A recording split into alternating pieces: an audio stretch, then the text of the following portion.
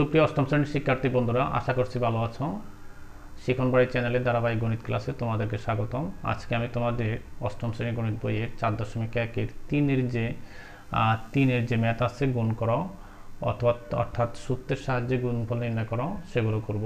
এর মধ্যে আমি আজকে করব হচ্ছে ট এবং ঠ, এই দুইটা ম্যাথ বাকি আছে। এই দুইটা ম্যাথ এখন করব। তোমরা দেখো এখানে ট নাম্বার যে ম্যাথ আছে 5a + 2b - 3c, 5a + 2b + 3c। তাহলে এটাকে আমরা প্রথমত একটু সাজায় লিখব। 5a + 2b, এটাকে ব্র্যাকেট দিয়ে দাও, -3c, সেকেন্ড ব্র্যাকেট দাও। আর এখানে হচ্ছে 5a + 2b, এটাকে ফার্স্ট ব্র্যাকেট দাও, আর হচ্ছে +3c কে এখানে সেকেন্ড ব্র্যাকেট দিয়ে রাখবো। তাহলে কি হলো দেখো, এই 5a + 2b - 3c, 5a + 2b + 3c, এই 5a + 2b কে আমরা ধরবো a, তাহলে a + b আর হচ্ছে a - b। এখানেও কিন্তু আমরা এক নম্বর সূত্র দিয়ে করতে পারি, a + b × a - b, অর্থাৎ a + b, সরি এটা পুরোটা হচ্ছে a, তাহলে a + b R a - b। তাহলে a হচ্ছে কোনটা? a হচ্ছে 5a + 2b। তাহলে আমরা সূত্র পাচ্ছি হচ্ছে a² - b²। a² - b² মানে হচ্ছে 5a + 2b, এটা হচ্ছে a² মাইনাস b² হচ্ছে 3c হোল স্কয়ার। তাহলে কি হলো, a² - b², এর সূত্র নিয়ে গেলাম, এটা সূত্রে কনভার্ট করে এখানে সূত্র দিয়ে দিলাম। এখন দেখো এখানে আবার একটা সূত্র হয়ে গেছে, বর্গের সূত্র 5a + 2b, তাহলে a + b হোল স্কয়ার সূত্র হলো, তাহলে 5a whole square minus +2 × 5a × 2b + 2b whole square minus, এখানে কোনো কাজ নেই, এখানে 3 × 3 = 9, 9c², 9c² লিখে ফেলবো।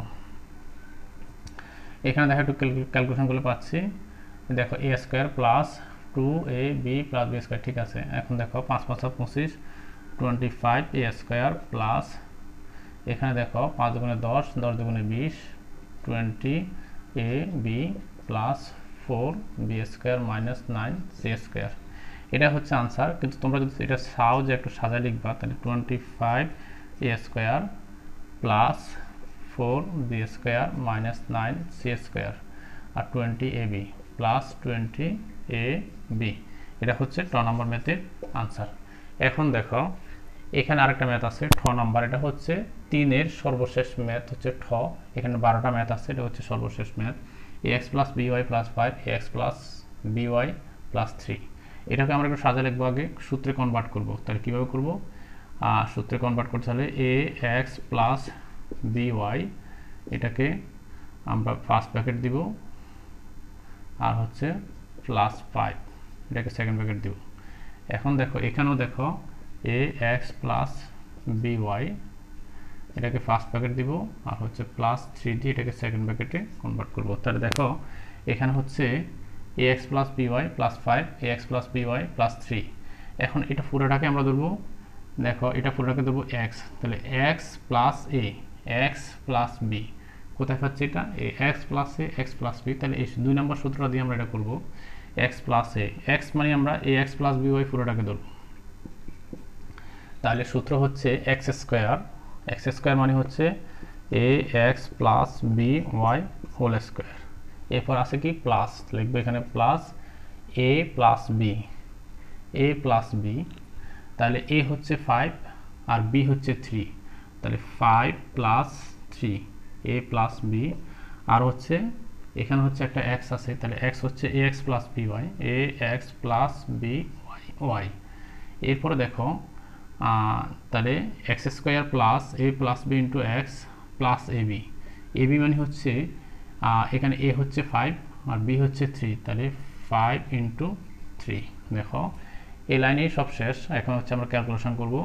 তাহলে আমরা সূত্রে যদি পাই x + a, x + b equal to আমরা পাচ্ছি x² plus a + b × x plus ab।